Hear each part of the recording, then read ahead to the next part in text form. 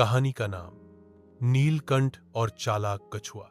बहुत समय पहले एक बड़े और घने जंगल में एक नीला पंखों वाला सुंदर पक्षी रहता था जिसका नाम था नीलकंठ।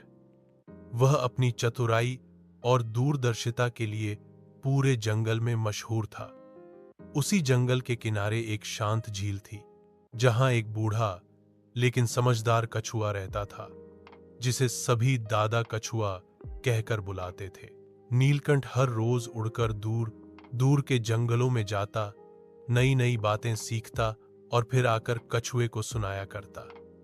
कछुआ बड़ी शांति से सारी बातें सुनता और बीच बीच में अपनी राय देता। दोनों में गहरी दोस्ती थी।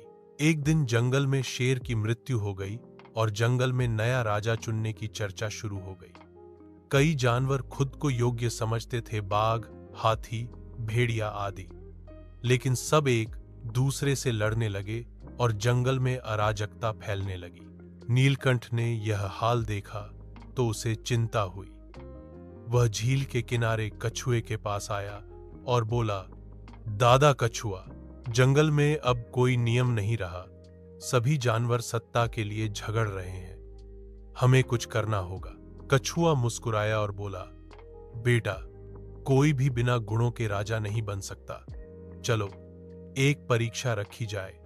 जो सबसे बुद्धिमान और धैर्यवान निकले वही राजा बने। नीलकंठ ने यह बात जंगल की सभा में रखी और सभी जानवरों ने इसे मंजूर किया। परीक्षा के दिन एक गुफा के बाहर शहद का घड़ा रखा गया। शर्त थी, जो जानवर बिना लालच के बिना घड़े को छुए वापस आ जाए वही असली राजा कहलाएगा। भेड़िया आया, शहद सूंघा और घड़ा गिरा बैठा। हाथी आया, शहद पी गया।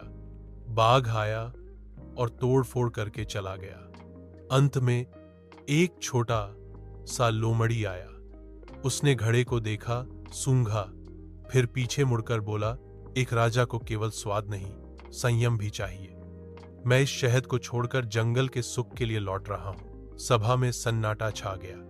कछुआ मुस्कुराया और बोला, लोमड़ी ही सच्चा राजा बनेगा क्योंकि उसमें है आत्मसंयम, बुद्धिमानी और त्याग। सभी जानवरों ने तालियां बजाईं और लोमड़ी को राजा स्वीकार कर लिया। नीलकंठ ने कछुए की ओर देखा और कहा, आपकी चतुराई ने फिर एक बार जंगल को बचा लिया। कछुआ बोला, एक राजा वही जो खुद को जीत सके। दूसरों को जीतना आसान है, पर खुद को जीतना सबसे बड़ी बात है। नैतिक शिक्षा। सच्चा राजा वही है जो लालच, क्रोध और घमंड पर विजय पा सके। संयम और बुद्धिमानी ही असली शक्ति है। Thank you. Please subscribe my YouTube channel.